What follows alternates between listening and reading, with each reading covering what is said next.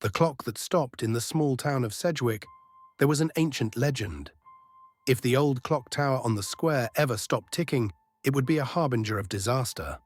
One fateful night, as its hands froze at 12:06, the traveling circus Eternal Chime arrived in town. Its herald, a clown named TICK-TOCK, wandered the streets, winding people's pocket watches with his thin, mechanical fingers.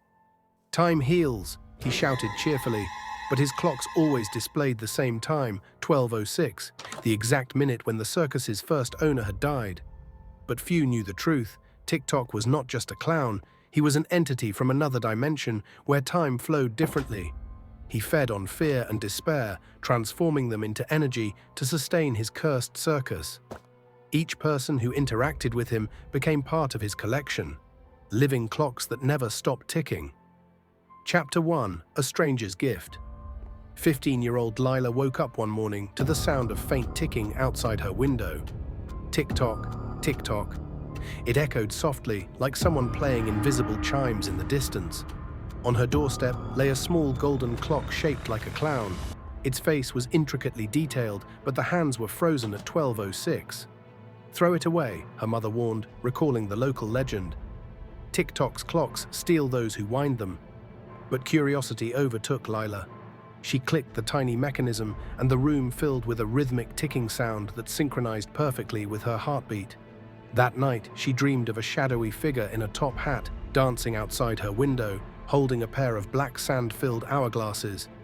When she woke up the next morning, strange things began happening. Her phone clock started lagging behind by 5 minutes, then 10, then 20. Classes ended earlier than usual, and her reflection sometimes appeared older. Grey hair, sunken eyes, even skeletal features in some moments. Chapter 2: Lost Seconds. As days turned into nights, more time seemed to slip away from Lila.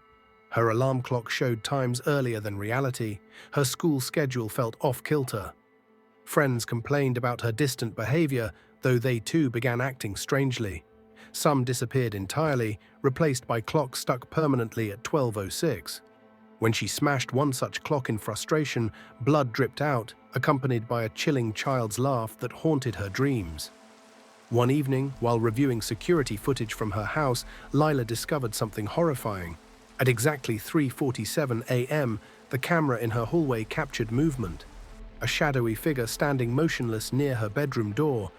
Its face was obscured, but its presence radiated pure malice. Beneath the image, scrawled in crimson-red letters, read, "You're already too late." Chapter 3: The Doll in the Hall. Lila couldn't sleep anymore. Every creak of the floorboards made her jump. Every shadow cast by moonlight terrified her. One midnight, she heard footsteps echoing through the house. Softly at first, then louder, until they stopped right outside her room. Trembling, she crept downstairs and found TICK-TOCK waiting for her in the hallway. His face was a grotesque mask of gears and wires, his fingers ending in sharp clock springs. "Time to repay your debt," he hissed, tossing her an hourglass filled with black sand. "When it empties, I'll take your time." Or, he pointed toward her sleeping parents upstairs. Without hesitation, Lila chose herself. But this choice came with consequences. From that moment forward, the ticking followed her everywhere, in the classroom, on the bus, even inside her own mind.